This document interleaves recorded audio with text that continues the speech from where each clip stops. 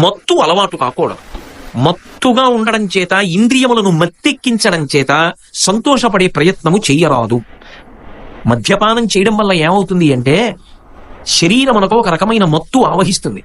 ఆ మత్తు ఉన్మాదమైపోయింది అనుకోండి, ఒక పంది మురుగుడు గుంటలో ఎలా పడిపోతుందో అలా పడిపోవడానికి కూడా వెనుకాడడు.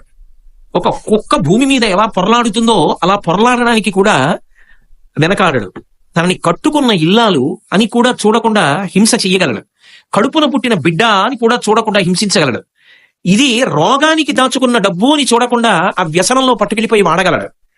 అదంటూ మొదలవ్వాలి. కానీ ఆ తర్వాత సర్వభ్రష్టత్వానికి ఎంత దూరం వెళ్లాలో అన్నిటికీ కావలసినంత వ్యవస్థ అందులో ఉంటుంది. అది కేవలం మత్తు కాదు.